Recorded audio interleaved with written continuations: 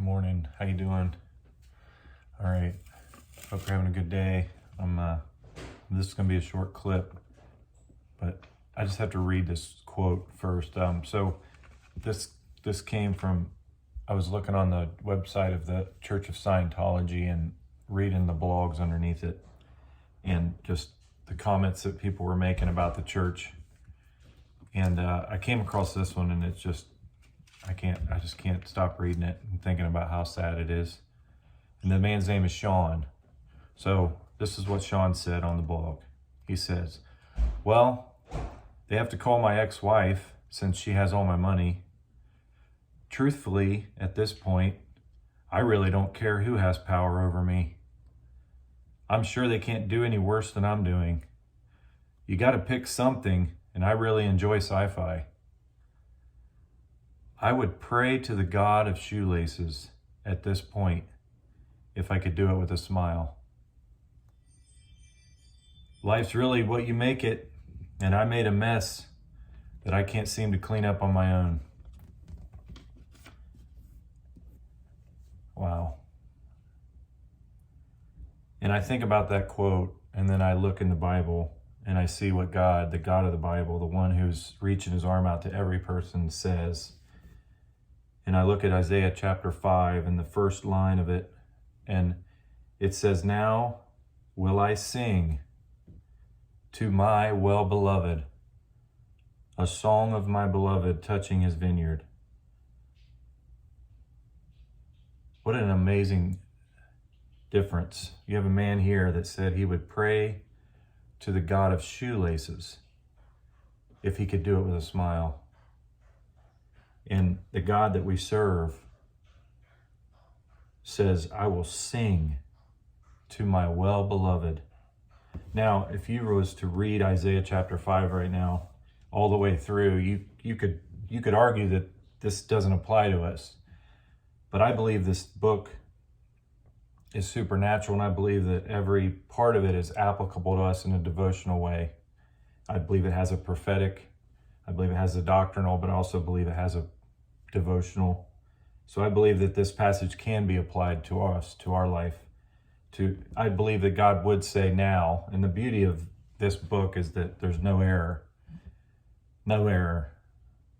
Because it starts, and I believe it's still true just the same right now as it was when it was written. It says the first word is now.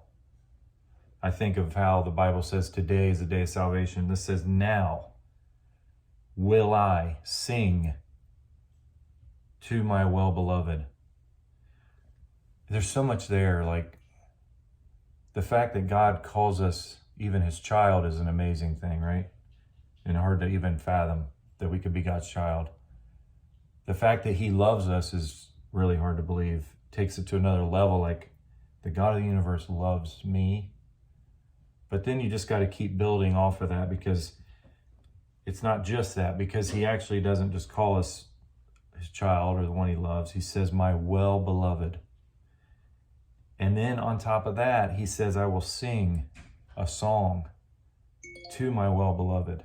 That's the God of this book. That's the God of the Bible. That he's willing and he wants to sing because we are his well-beloved. And it's interesting, a couple things real quick. Well-beloved. So I have Online Bible.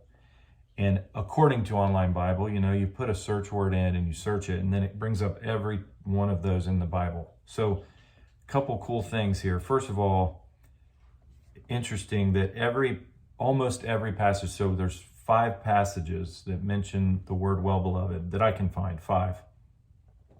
All but one of them are directly connected to a vineyard. Interesting. And I'm going to keep going through this passage in clips, so start to see, and there's some stuff in here that I believe once you get through it, you'll see that it is definitely applicable to us.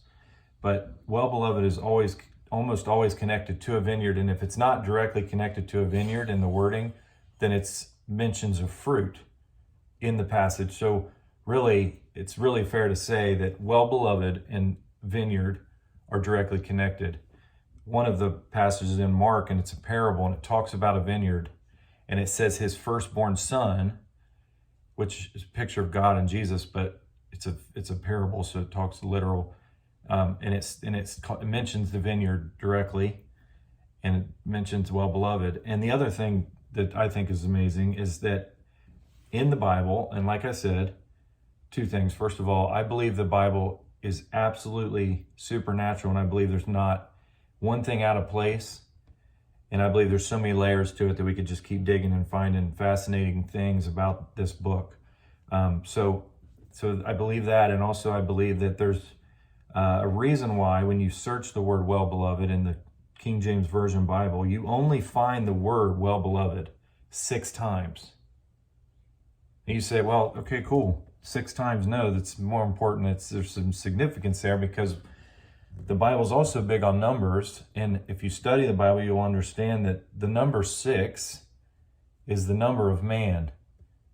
And I personally believe that it's by far no coincidence that well-beloved is mentioned 6 times in the Bible. Now, obviously, that can be argued. And if you want to argue that, you keep your opinion, I'll keep mine. I believe that there is just an unbelievable wealth of information and just fascination of this book, that it's so deep and and I just believe things like that are in there for a reason. I don't think it's coincidence that God mentions the word well-beloved literally 6 times in the entire Bible. And so just think about that today. I mean, just think about the fact that this man Sean says, I would pray to the God of shoelaces at this point if I could do it with a smile. And there's this God of the Bible that created us. And if you just think about the words now, and I think that's the most important word in this, honestly. So this is Isaiah chapter 5, verse 1. Just, I don't know if I mentioned that, but the first word is now. And now is always now. It's the beauty of it, now. So just think about those 6 words, now. Think about God saying this, now will I sing to my well-beloved. Just think about that. It's fascinating.